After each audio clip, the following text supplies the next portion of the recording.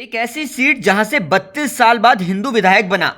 62% मुस्लिम आबादी के होने के बाद भी योगी ने कैसे जीत का कमल खिलाया। कुंदरकी में बीजेपी की जीत की क्या वजह है, जातियों में कैसे बंट गया मुस्लिम मतदाता, बताएंगे आज के इस वीडियो में सब कुछ। यूपी में उपचुनाव का रिजल्ट जैसे ही खुला, नेताओं की किस्मत का फैसला हो गया। जनता पर किसकी रैलियों, किसके नारे, किसकी घोषणाओं का असर हुआ, सब कुछ पता चला।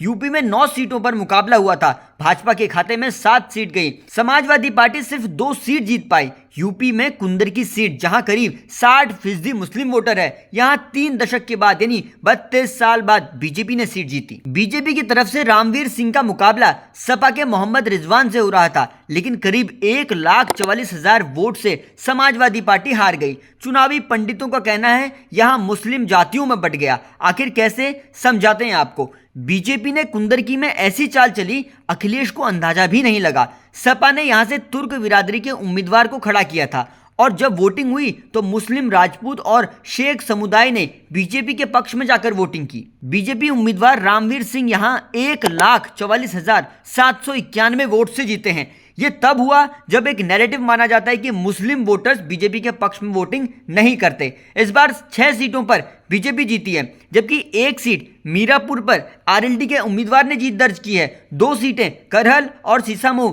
सपा के खाते में गई हैं। एक डाटा हमने आपके लिए जुटाया है, देखिए।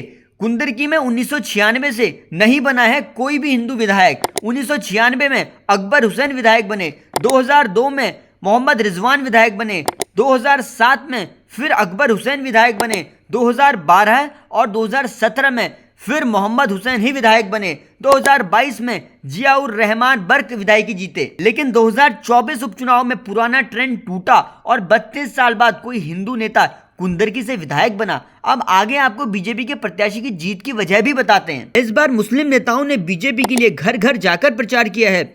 जनता के बीच खासा एक्टिव रहे हैं रामवीर सिंह। हालांकि इससे पहले 2 बार की विधायकी भी हार चुके हैं। योगी के दिए नारे बंटेंगे तो कटेंगे का फायदा इस बार मिलता दिखा है। हिंदू वोटर जातियों में नहीं बटा, बाकी सभी पार्टियों ने मुस्लिम आबादी को देखते हुए मुस्लिम चेहरों को टिकट दिया।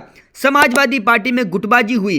कांग्रेस का प्रचार न करना भी बड़ा भारी पड़ा है। हमारे देश में कास्ट पॉलिटिक्स का सरकार बनाने या बिगाड़ने में बहुत अहम रोल माना जाता है। इस लोकसभा चुनाव के आंकड़ों ने भी यूपी में अखिलेश के दिए नारे को मैंडेट दिया। पीडीए यानी अखिलेश ने कहा पिछड़ा, दलित, अल्पसंख्यक, और उनकी इस लाइन ने बीजेपी की हिंदुत्व वाली पॉलिटिक्स को कमजोर साबित कर दिया और यूपी में अखिलेश का कद कई गुना ज्यादा बढ़ गया। लेकिन योगी ने लोकसभा चुनाव के बाद यूपी समेत महाराष्ट्र में बड़ा कमबैक कराया है पार्टी को। योगी का सबसे प्रभावशाली नारा काम किया और हिंदू वोट एकजुट रहा। चुनाव के रिजल्ट के बाद हमने आपके लिए सभी सीटों का विश्लेषण बताया है चैनल पर। हमारी वीडियोस टाइमलाइन पर जाकर आप देख सकते हैं। जुड़े रहिए जनसत्ता के साथ।